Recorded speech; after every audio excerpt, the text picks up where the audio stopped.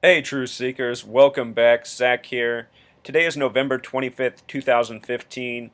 One of the mainstream stories yesterday and today is that the accused members of the church beating from October have all been indicted with manslaughter charges and worse. Let's watch the mainstream coverage, and then after we watch that, what I want to show you is how this is a fictional story, again created by the mainstream media, and is meant to bring division. The mainstream media is actively working at dividing the population over the things we are divided among: race, religion, sex, political party. All of these things the media constantly plays on to keep the people divided and fighting amongst themselves instead of working together and making their place in this world better. Let's watch this mainstream coverage, then we'll take it apart. For almost 35 minutes, Christopher Leonard sat on the stand answering questions from prosecutors and the defense about what happened on October 12th and 13th at Word of Life Christian Church in the community of Chadwick in the town of New Hartford. The 17-year-old spoke softly in short sentences, but the packed courtroom hung on every word. Christopher Leonard told how he and his 19-year-old brother Lucas were beaten everywhere but the head with a folded up extension cord. He says his father, mother, sister, the subject of today's hearing, along with others from the church, were delivering the beating. To the point, Christopher says, quote, "I was pretty sure Luke collapsed for some reason. He was lying on the ground." Christopher says he knew something wasn't right. Quote, "I rushed over and I saw he wasn't breathing, so I was trying to give him CPR." Luke was rushed off to the hospital where he was pronounced dead. The DA calls Christopher Leonard's testimony today courageous. He's in the custody of the county at this point, and we are, working to do whatever we can to provide him with the services that obviously he's going to need to deal with such a traumatic event. She's got 4 kids. She's a great mom. She's a stay-at-home mom. I like her a lot. I think she's very sweet. She cares deeply about her kids, and that's really all I have to say about her.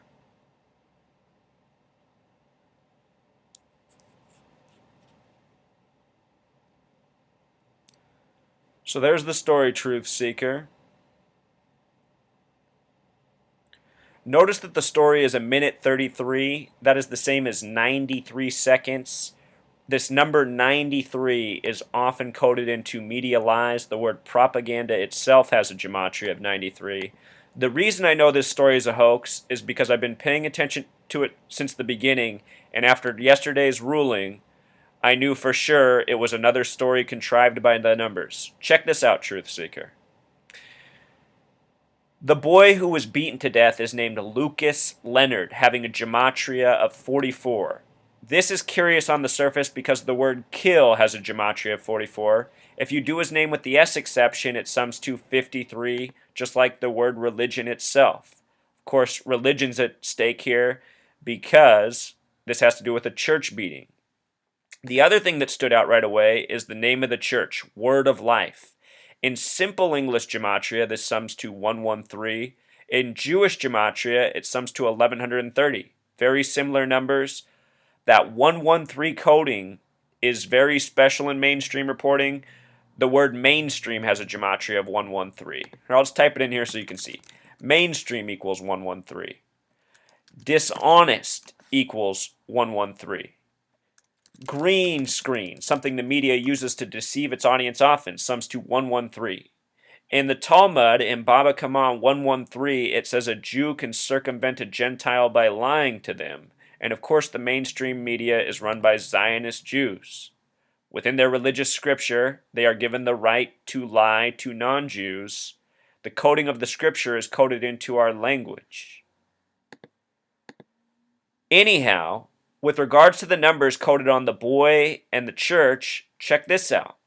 This incident happened on October 11th, and the ruling was yesterday, November 24th, exactly 44 days later, or 1 month, 13 days, a lot like 113. Here's the incident from October 11th, what happened. On the night of October 11th, 2015, following a Sunday church meeting, Leonard was allegedly subject to an all-night counseling session in the church attended by about 30 parishioners, including his parents and old sister. The meeting was reportedly held after Leonard expressed a desire to leave the church. Lucas and his 17-year-old brother Christopher were allegedly beaten continuously. According to witness testimony, the session lasted 14 hours and ended when the parishioners thought Lucas was dead. Lucas died in the hospital the next day. Autopsy results revealed multiple contusions from blunt force trauma to torso and extremities, including blows to the genital area.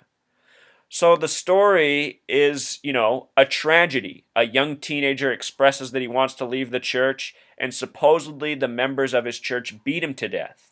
Now, I'm not saying nothing like this has ever happened in the history of a church.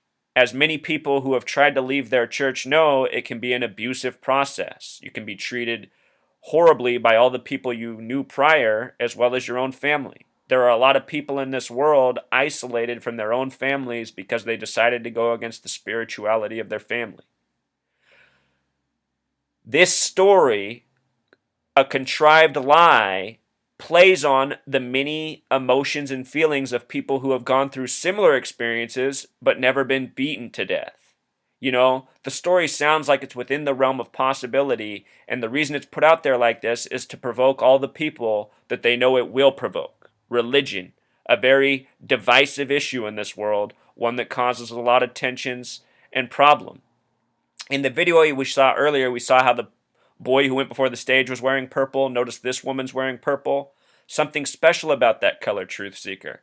Purple equals 88, like poison and program. This story is trying to program people to divide more and more. The things we divide over, religion, race, sex, we're constantly reminded of these things in negative ways through the mainstream media that I am so desperately trying to wake people up to in regards to just how poisonous and program purposeful it is. And here they do it all by the numbers.